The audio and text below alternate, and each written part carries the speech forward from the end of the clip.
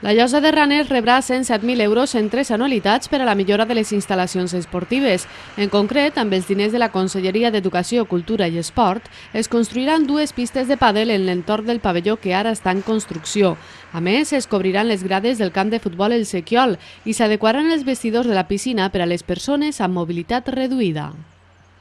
Unes pistes de pàdel necessàries per al nostre municipi, molt demandades i que també teníem el compromís de posar-les en marxa. Ha costat molt perquè l'adquisició dels terrenys on aniran ubicades ha sigut un procediment molt llarg, un procediment que anava lligat fins i tot a unes expropiacions de terrenys en alguns casos, i això sempre és un procediment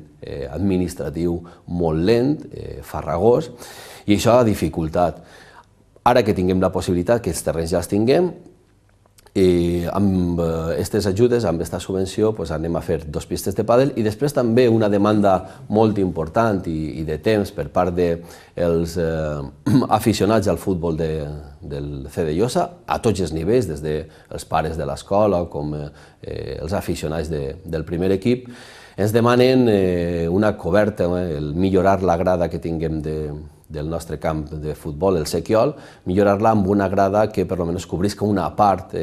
una coberta que cobrisca una part d'aquesta grada. I tinguem la intenció, s'està treballant en uns projectes per a poder cobrir aquesta part, que ens milloraria tant per a l'hivern com per a l'estiu, on també es pateix molta calor quan s'organitzen alguns tornejos de xiquets i demés.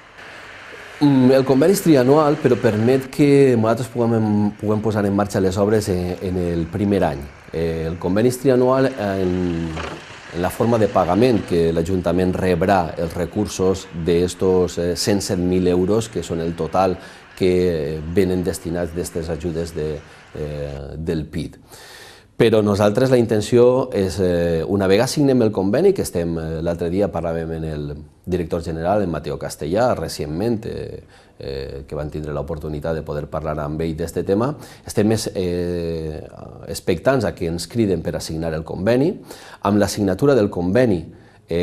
presentaríem el projecte i una vegada el projecte estarà revisat per els tècnics de la Conselleria i ens donaran el vistiplau, nosaltres ens posaríem a fer les obres immediatament. Però així no acaben les aspiracions d'este municipi de la Costera, perquè tenen previst també seguir ampliant instal·lacions i construir, per exemple, pistes de tennis. Els reptes de futur és acabar també el pavelló d'esports, un pavelló d'esports que estarà al costat de les pistes o millor, les pistes de pàdel estaran al costat del pavelló d'esports. El pavelló d'esports està en marxa, estem pendents de fer una nova licitació per una quantitat de 180.000 euros, seria una tercera fase d'aquest pavelló esportiu i probablement tindrem que anar a una fase última que puga tancar el pavelló esportiu i que la tindrem que posar en marxa també a lo llarg d'aquest any. Evidentment, reptes, tinguem ahí un espai deportiu,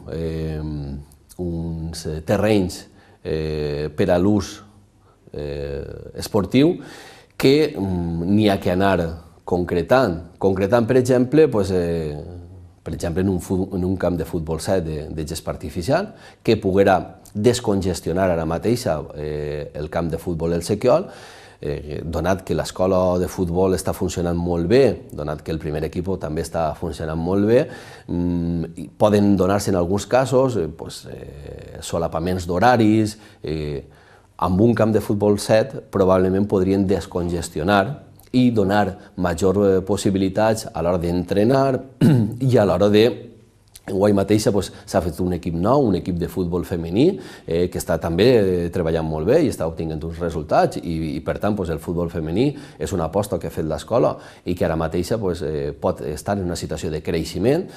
Vull dir amb tot això que necessitem, probablement per a un futur a mig i llarg plaç, anem a necessitar uns nous espais per als quals ja tinguem els terrenys i sols faltarà concretar el poder buscar les subvencions i les ajudes que facin que